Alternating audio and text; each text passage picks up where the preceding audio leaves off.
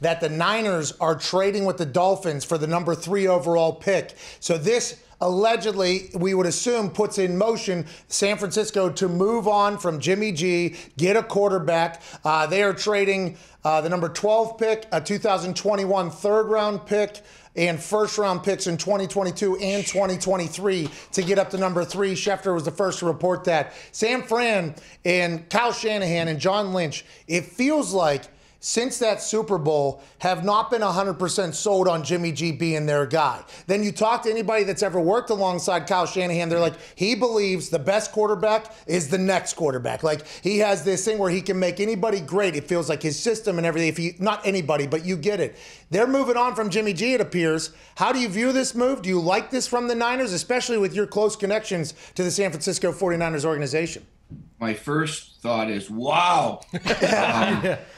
I'm looking at my chart. Yeah. So number 3, there will be at least, well, there are a handful of quarterbacks to choose from right there. They don't know if the Jets might happen to take, we know that the Jags are going to take a quarterback with Trevor Lawrence, right? They don't know if the Jets are going to take Zach Wilson or Justin Fields, but one or the other will be there for the Niners. And you know, moving up to get a quarterback's always expensive, right? You got to give away a bunch of picks. But you know what? If it's the right guy, it's worth it. Zito making graphics for trying to recap what the hell is going on right now in the NFL. Moves are being made. Trades are being made. Allegedly, the Eagles and Niners both wanted the Dolphins' number 3 overall pick.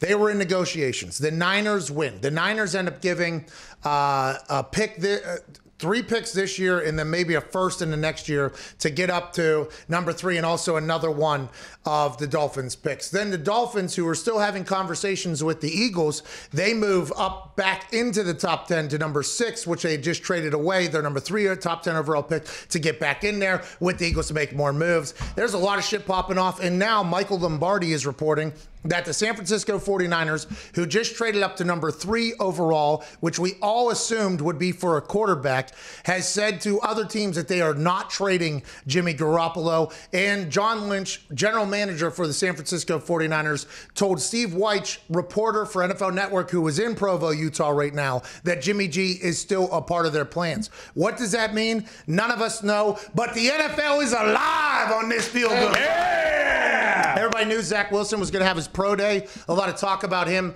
spinning the pigskin. Rolls out to his left crossbody, throws it. Seed. He's been throwing the ball very well. Couple wobblers, okay, like he had in the Coastal Carolina game, which a lot of people only saw him in because it was a nationally televised game that came to be within 3 days. But he has thrown the ball very, very well. It seems as if everybody is very impressed with what he's got going on out there. Joe Brady's there. The Jaguars are there. The Niners are there. Everybody seems to be there. And we thought the big conversation would be, how did Zach Wilson throw the rock? Now the big conversation is, what business moves are happening in Provo, Utah around this workout? Trades. Maybe we'll get some big signing. Maybe we'll get some moves. Maybe we'll get a little bit of an indication of what teams are going to do what. But it seems to be absolute mayhem right now in Provo, Utah, Diggs. So if you think about it like this, the report was the Eagles would go up to 3, but only if they could get Zach Wilson, which seems to mean that the Jets are definitely taking Zach Wilson, so that the Eagles would not then go up to 3 for no reason. Correct? That's what is being reported, but we do not know if any of these reports are real or not, other than the fact that the Niners did trade up, then the Eagles and Dolphins also traded up. Seems like those picks are getting pretty hot. So the Jets have their quarterback. Yes. Is it Zach Wilson, or is Justin Fields had his pro day yet? I don't know. I don't think so. I don't think so. That would have been a big to-do as well, I'd assume. It feels like the Jets are not going to move. The Dolphins were willing to move. The Dolphins go out of the top 10, back into the top 10. They also have an 18 pick and 2 other picks this year. So they either are collecting draft capital, or they're literally just making plays out there, and B-Flow's like, hey, I'll keep this thing moving, no big deal. Yeah, they got to go after a quarterback. They have to. No, Dan Orlovsky said 2 is great. Yeah, and Trent Dilfer said Tua is great. He just might need 6, 7, 8, 9, 10 years to figure it out. They don't got that time. He did say 2, 3, 4 Yeah. years or whatever, but if you can go get a guy, that's interesting. This is all very, very fascinating, and I've said that a few times, but it really is, because just like every news leak or news break, what's the narrative behind these moves? What is B-Flow's big decision-making going to be? What are they trying to do in Miami? What are they doing in Philadelphia? Joe Flacco just came out and said, hey, I'm going over there to Philadelphia Eagles, okay? And I know Carson Wentz left and Peterson left and the whole place seems to be up in arms. I'm not going to mentor. I'm going to compete. So they told Joe Flacco, like, we want you to come compete for the starting job. Just after a couple weeks ago, it was reported that Jalen Hurts will be deemed as starter and should be treated as starter or whatever. So now the Philadelphia Eagles are trading, making moves. It's like, hey, what the fuck is going on? I don't know, but I love it. Absolutely love it. Yeah, this shows that the Eagles definitely do not fully believe in Jalen Hurts if they were trying to move up and potentially take Zach Wilson. Joe Douglas and Robert Saleh have their hands in their pockets at Zach Wilson's pro day. They are taking no notes. No, they already know. They already know. This is just, they want to eyeball it. Yep. I want to see how this guy gives fist bumps to the equipment managers around. I want to see this ball come out of his hand, because there's been a couple wobbles this season. Is that just with a college ball or an NFL ball? He's throwing a go route now.